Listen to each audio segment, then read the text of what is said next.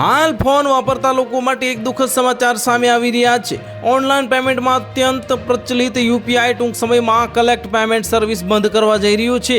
National payments corporation of ઇન્ડિયાએ UPI મારફત payment request મારફત થતા ફ્રોડને ધ્યાનમાં રાખતા ક્લાઇમેટ પેમેન્ટ ટ્રાન્ઝેક્શન સર્વિસ મર્યાદિત કરવાનો નિર્ણય લીધો છે અને યુપીઆઈના મર્ચન્ટ જ કલેક્ટ કોલ જે ટ્રાન્ઝેક્શન સર્વિસનો ઉપયોગ કરી શકશે, જ્યારે પર્સન ટુ પર્સન કલેક્ટર જે રિક્વેસ્ટની મર્યાદા 2000 સુધી સીમિત કરવામાં આવી છે। અને બેન્કિંગ સૂત્રોએ જણાવ્યું હતું કે પૂલ ટ્રાન્ઝેક્શનના લીધે ફ્રોડ વધુ થઈ રહ્યા છે, જેમાં સ્કેમર્સ ઓનલાઈન પ્રોડક્ટ ખરીદવાના બહાને રિટેલર્સ સાથે સંપર્ક કરે છે અને યુપીઆઈ પેમેન્ટ કરવાનું કહીને પૂલ રિક્વેસ્ટ મોકલે છે।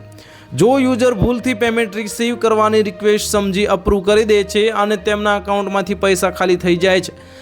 એનપીસીઆઈએ આ પગલું યુપીઆઈ ટ્રાન્ઝેક્શન્સને વધુ સુરક્ષિત બનાવવા માટે લીધું છે અને જેમાં ક્યુઆર કોડ અને ડાયરેક્ટ પુશ જે પેમેન્ટ પ્રોત્સાહન આપવામાં આવશે। આ બદલાવ ભારતની ઝડપથી વધતી ડિજિટલ પેમેન્ટ ઇકોસિસ્ટમને જે સુરક્ષિત બનાવવાની રણનીતિનો ભાગ છે।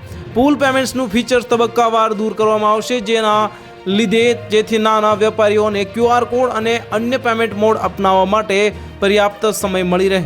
હાલ બેંકોએ યુપીઆઈ અને રૂપે ડેબિટ કાર્ડ ટ્રાન્ઝેક્શન પર મર્ચન્ટ જે ડિસ્કાઉન્ટ રેટ ફરી લાગુ કરવાની માંગ કરી રહી છે અને ડિજિટલ પેમેન્ટ પ્રોત્સાહન આપવા માટે પેમેન્ટ પ્રક્રિયા પર વેપારીઓ પાસેથી વસૂલવામાં આવતો એમડીઆર અગાઉ માફ કરવામાં આવ્યો હતો।